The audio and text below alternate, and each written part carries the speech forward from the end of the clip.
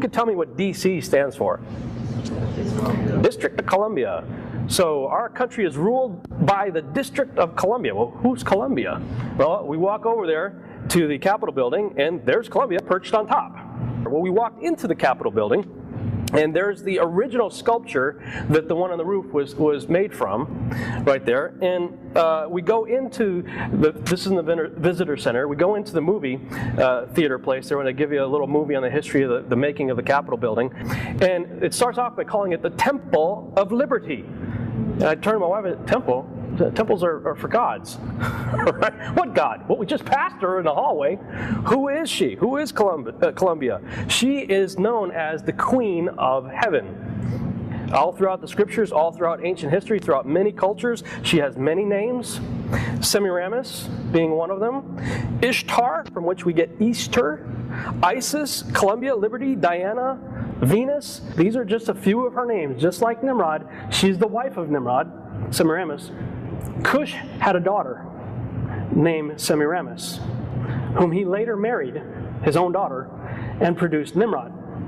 Okay, so that means that Semiramis is Nimrod's half-sister and mother. And then Nimrod turns around and marries Semiramis. So now his wife is also his half-sister and mother. You could walk into the Capitol Dome in Washington, D.C., look up into the womb of Isis, because that's what the Capitol Dome is, the womb of Isis, with the phallic symbol down the road of Osiris's missing piece, the Washington Monument. All right? This picture right here is called the apotheosis of George Washington. Look up in the Capitol Dome, and that's what you're going to see. Surrounded by 72, which is a high occult number, pentagrams, which are known as binding pentagrams. That's how the ancients believe they can, and the occult believes they can control demons. You got George right here in heaven. The apotheosis means ascending into godhood. That's what apotheosis means. Okay? If this is supposedly heaven, you might think you'd see, maybe the saints, see, Yeshua up there, see the angels, Michael, Gabriel. No, that's not what you see. You see Neptune, you see Vulcan, you see the Greek pantheon hanging up there with deified George in the Capitol building.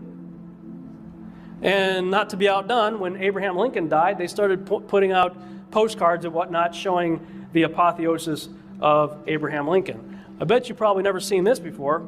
They've tucked it away. It used to be out in the outdoors. They put it inside a museum now. This is George Washington posing as a god. Which god? Zeus. This is a depiction of Zeus from the Temple of Zeus, which is one of the 7 wonders of the ancient world. Also, it's the same pose as the occult symbol for Baphomet. Oh, this is a Christian nation. Yeah, okay. And if you look at the entire layout of Washington, D.C., it's all occult. Look at all the buildings. It's all after Greek mythology, too.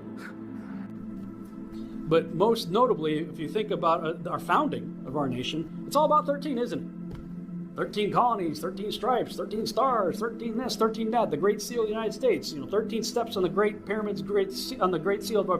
What the heck is an Egyptian pyramid doing on our currency in the first place? Right? What does that have to do with anything about our nation? Yeah. And by the way, that's not an eagle there either. Manly P. Hall, one of the most prolific writers of Freemasonry, says anytime they depict an eagle with a point on the back of its head, it's really a stylized phoenix. Aha, we fooled you. It's not an eagle. It's a phoenix. In Egyptian mythology, the phoenix was the Benu. The Benu was the dying and resurrecting soul bird of Osiris. Okay? 13 steps on the Great Seal's pyramid, 13 letters in the Latin phrase Annuit Coeptus, 13 letters in E Pluribus Unum, 13 stars above the eagle's head there in the shape of the Star of David, which has nothing to do with David. 13 bars on the shield, 13 leaves on the olive branches, 13 arrows, 13 original colonies, 13 stars, 13 stripes on the original Betsy Ross flag. Have you heard about the Betsy Ross flag? If you go look up on history.org, history.org just comes right out and tell you there's no evidence whatsoever that suggests that Betsy Ross had it, other than the fact that she was a flag maker.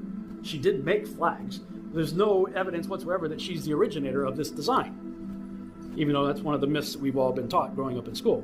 History.org goes on to continue. We do, however, have a good idea about who originated the design. credit for that achievement may go to Francis Hopkinson, a New Jersey representative to the Continental Congress and signer of the Declaration of Independence. Hopkinson was a talented man with a strong interest in designing symbols. See, symbols conceal for those who don't have eyes to see, and they reveal for those who do have eyes to see, which means all of the iconography contained within a symbol has to harmonize with itself for it to have a coherent message. This guy is all about designing symbols. He's the guy that designed the Great Seal. Oh, okay, Great Seal. Pyramid of Egypt, Phoenix dying and resurrecting soul bird of Osiris, 13. He's the guy that designed our flag. I was in the Honor Guard, and I was the guy in a full dress blues, and I carried the American flag with tremendous pride. That was like a real honor for me to do that. And I took great care in doing it, trying to do everything right and be as sharp as I could be. I cannot even look at that thing anymore. And I certainly am not pledging allegiance to it. No. Sorry, love my country, but patriotism, at least the way it's currently defined, is idolatry. And if you really get into what that flag actually represents, especially going all the way back to its founding, I want nothing to do with it. You know, it's a lot for me to say this, that now I just can't do it. We're trying to wake people up because there's going to be a deception that the scriptures say it's going to be so powerful that even the elect can be deceived by.